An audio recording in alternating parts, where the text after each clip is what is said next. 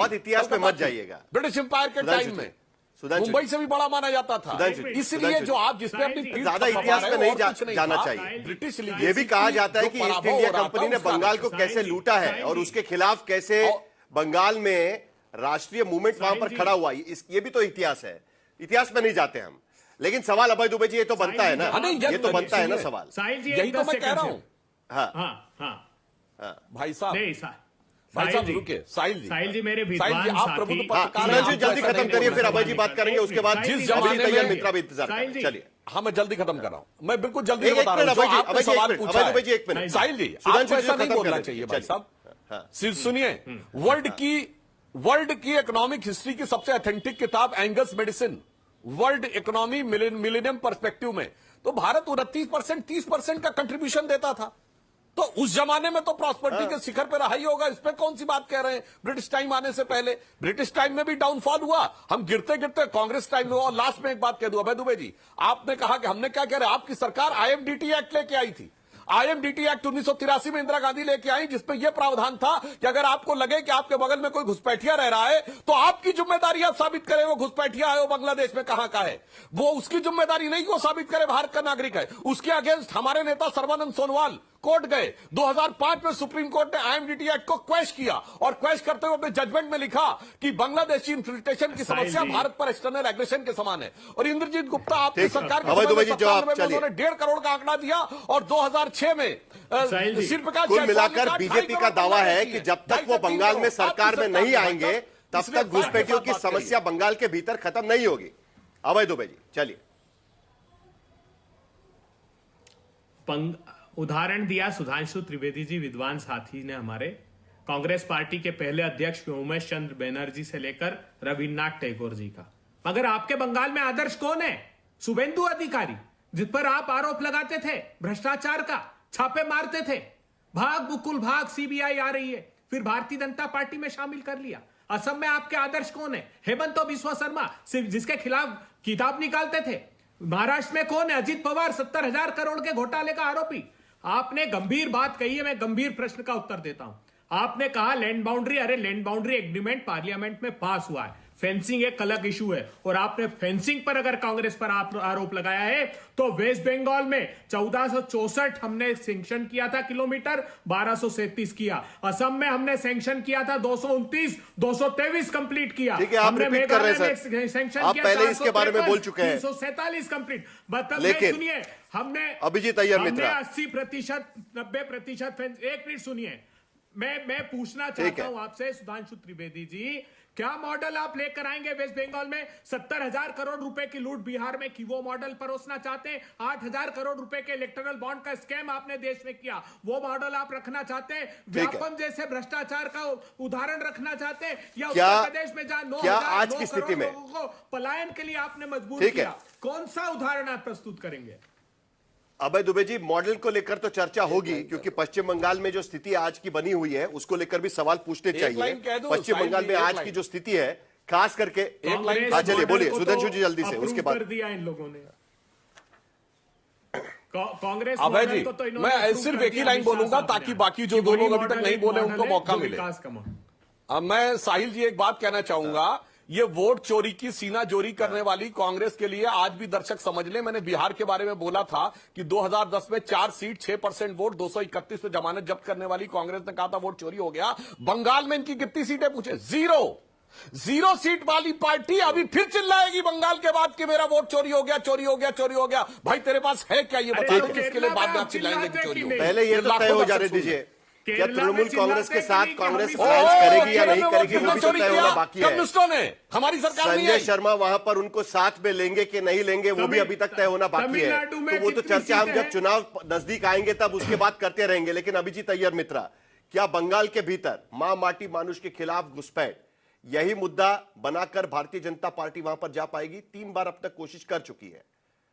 पहले 200 से ज्यादा सीटें, 77 सीटें जीती, 20 से ज्यादा लोकसभा जीतेंगे, 18 से 12 तक आ गई। वही तृणमूल कांग्रेस बार बार उनको बताने की कोशिश कर रही है। इस बार घुसपैठियों के रास्ते से पश्चिम बंगाल में एंट्री हो पाएगी? देखिए, अगर घुसपैठ इतना बड़ा सब्जेक्ट होता है, हर सब्जेक्ट का एक लिमिटेड ये होता है, हर स्ट्रैटेजी का मल्टी प्रॉन्ग स्ट्रैटेजी होना चाहिए। अगर ये एक ही स्ट्रैटेजी होगा, आप मे बी 70 से 100 तक जा पाएंगे, पर उससे ज्यादा तो आप जा नहीं पाएंगे। अब इकोनॉमी के बारे में ज्यादा बात हो नहीं रहा है। आ, वो शायद और भी बड़ा मुद्दा है। ये इमिग्रेंट्स का मुद्दा क्यों इतना बड़ा बना है? क्योंकि एक इकोनॉमिक मुद्दा है। जब रिसोर्स क्रंच होता है तभी ये इमिग्रेंट्स का आना बहुत बड़ा प्रॉब्लम हो जाता है, नंबर वन।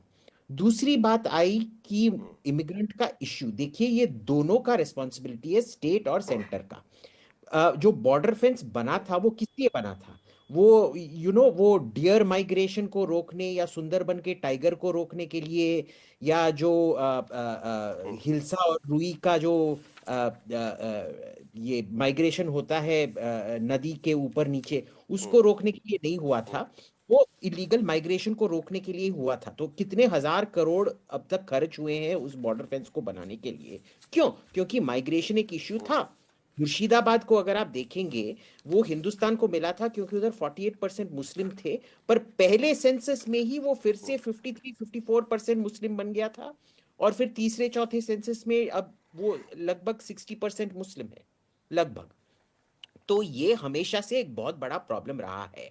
अब देखिए, जब कोई फेंस बनता है, जहां तक सेंट्रल गवर्नमेंट का रिस्पॉन्सिबिलिटी है वो फेंस तक का है, और वो 50 किलोमीटर जो बीएसएफ के नीचे आता है उधर तक का है, वो लिमिटेड है, पर फेंस उनका पूरा रिस्पॉन्सिबिलिटी है।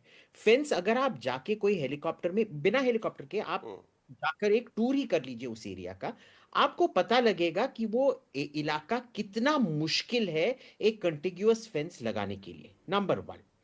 इसीलिए जो 50 किलोमीटर एक्सक्लूजन जोन, लेकिन अभिजीत आता है, एक नंबर मैं आपके सामने रखना चाहता हूं। आपने कहा कि घुसपैठ के मुद्दे को लेकर केंद्र सरकार भी उतनी रिस्पॉन्सिबिलिटी जितनी राज्य सरकार रिस्पॉन्सिबिलिटी। एक नंबर जरा आपके सामने रखना चाहता हूं। देखिए 2002 से लेकर 2007 तक, अगर हम देखें 2009 तक, 2002 से 2009 तक करीब 5% वोटर्स बढ़े हैं बंगाल के भीतर। लेकिन 2009 से लेकर 2017 तक अगर हम देखें तो 22% वोटर यहां पर बढ़े हुए नजर आते हैं। यानी 8 साल के भीतर, 7 साल में 5%, 8 साल में 22% वोटर यहां पर बढ़े हुए नजर आते हैं। तो कहीं ना कहीं इसी वजह से बीजेपी इस मुद्दे पर नजर बनाने की कोशिश कर रही है। आपका जवाब, उसके बाद विनोद जी के पास चलूंगा। देखिए, I am not too sure why that thing, it may not be क्योंकि माइग्रेशन के वजह से, ये यूथ बल्ज के वजह से भी हो सकता है, क्योंकि अगर आप देखेंगे 80s 90s में काफी बड़ा स्पर्ट हुआ था फर्टिलिटी रेट में। जब हम बॉर्डर की बात करते हैं, तीसरा आता है स्टेट गवर्नमेंट का रिस्पॉन्सिबिलिटी। इधर प्रॉब्लम क्या है?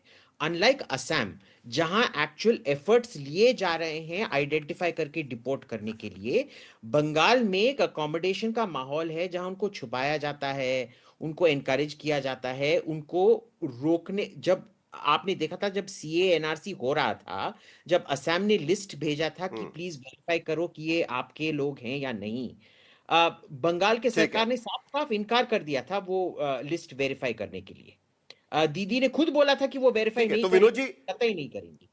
सारे मुद्दे अब तक आजमा चुकी है भारतीय जनता पार्टी। इससे पहले हिंदुत्व के मुद्दे पर चुनाव लड़ा गया, जय श्री राम के नारे भी वहां पर दिए गए।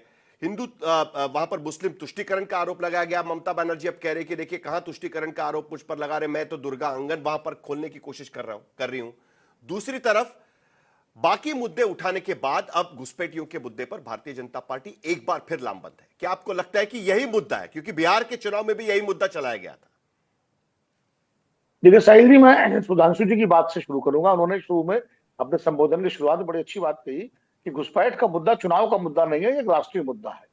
और मैं मानता हूं ये राष्ट्रीय मुद्दा है, सिर्फ चुनाव के समय नहीं उठना चाहिए। ये सतत रूप से घुसपैठ को लेकर के सारे राजनीतिक दलों को इसमें जो है सहयोग करना चाहिए, क्योंकि ये राष्ट्रीय मुद्दा। लेकिन दिक्कत क्या होती है, जब ये चुनावी मुद्दा बन जाता है तो एक पक्ष घुसपैठ को एक समस्या बताता है, दूसरा पक्ष जस्टिफाई करता है कि घुसपैठ नहीं हो रही है या कम हो रही है या आपकी वजह से हो रही है, और ये मुद्दा सिर्फ चुनावी मुद्दा बनकर रह जाता है। झारखंड में मुद्दा उठाया गया बहुत तेजी से, घुसपैठ का मुद्दा।